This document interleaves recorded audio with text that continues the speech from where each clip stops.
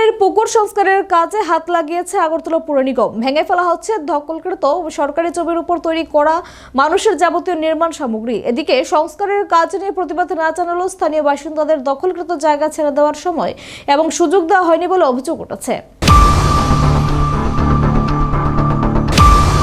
রাজধানীর লক্ষ্মীনারায়ণবাড়ি রোড স্থিত ঐতিহ্যবাহী প্রভুবাড়ির জলাশয় দখল করে বিক্রির চক্রান্ত করে একদল লোক। বিষয়টি মুখ্যমন্ত্রীর গোচরে আসে। মুখ্যমন্ত্রী আগরতলা পৌর নিগমের মেয়রকে সংশ্লিষ্ট জলাশয়টি দখলমুক্ত করে সংস্কারের উদ্যোগ নিতে নির্দেশ দেন। মুখ্যমন্ত্রীর নির্দেশ পেয়ে মেয়র তথা বিধায়ক দীপক মজুমদার সম্প্রতি প্রভুবাড়ির এই জলাশয়টি পরিদর্শন করেন। পরিদর্শনে গিয়ে মেয়র জানিয়েছিলেন সংশ্লিষ্ট জলাশয়টি দখলমুক্ত করে সংস্কার সাধন করা হবে।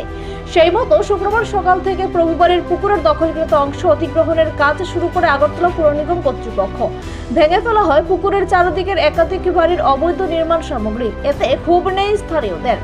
তাদের ক্ষোভ আগরতলা পৌর নিগমের কর্তৃপক্ষের ব্যবহার নিয়ে। এদের সংশ্লিষ্ট এলাকার এক নাগরিক জানান 58 বছর আগের তৈরি এই বাড়ি। তখনকার সময়ে নিশ্চয় কোথাও একটা ভুল ছিল। এই ভুলের প্রায়শ্চিত্ত এখন তাদের ভুগতে হচ্ছে। অপর এক এলাকাবাসী জানান সরকারের জায়গা দখল করবে, তাতে তাদের কোনো আপত্তি নেই, কিন্তু তাদের সময় দেওয়ার প্রয়োজন ছিল। বুধবার বিকেলে কর্তৃপক্ষ এসে বাড়িতে বলে যায়। এরপর বৃহস্পতিবার যতটা পারা গেছে ততটা জিনিসপত্র বাঁচানো যাচ্ছে। শুক্রবার সকাল থেকে হঠাৎ করে কর্তৃপক্ষ ভাঙা শুরু করেছে। এতে তাদের বেশ কিছু ক্ষতি হয়। হাতে সময় দিলে এই ক্ষতি হতো না।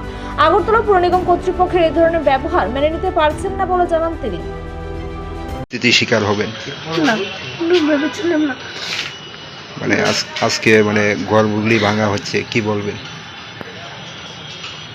কি বলবো, আমরা কথা বলে যাবে তো।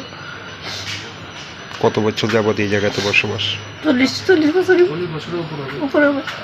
যেহেতু আপনাদের ঘরগুলি ভাঙা হচ্ছে, আগাম কোনো নোটিশ দেওয়া হয়েছিল? না, আগের নোটিশ কিছু দেওয়া হয়েছিল, কালকারি নোটিশ দেওয়া হয়েছিল। কোনো কথা জানা মৌখিকভাবে জানানো হয়েছে। পুলিশ এসেছিল কালকে গেছে ঘর ভাঙা হবে। তাই আমরা তো নোটিশ দেওয়া নেবো, টাইম দেবো, টাইমটা কিছু দিয়েছে না। কালকে আজকে এসে ঘর ভাঙানো আরম্ভ করেছে।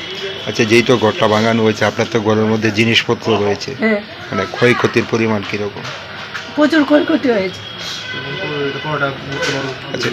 এদিকে জলাশয়ের দখলকৃত অংশ দখলমুক্ত হতেই প্রভুবাড়ির পুকুরের প্রকৃত আয়তন প্রকাশ্যে আসতে শুরু করেছে। এই জলাশয়কে সংস্কার সাধন করে এলাকাবাসীর ব্যবহারযোগ্য করে তোলা হবে। পুকুরের চারিদিকে হাঁটা চলার ব্যবস্থা করা হবে, বিদ্যুতায়নের ব্যবস্থা করা হবে, জনগণের জন্য ঘাটের ব্যবস্থা করা হবে। সব মিলিয়ে নবরূপে সেজে উঠবে রাজ্যের ঐতিহ্যবাহী প্রভুবাড়ির জলাশয়। নিজস্ব প্রতিনিধি রিপোর্ট, এশিয়ান টাইমস।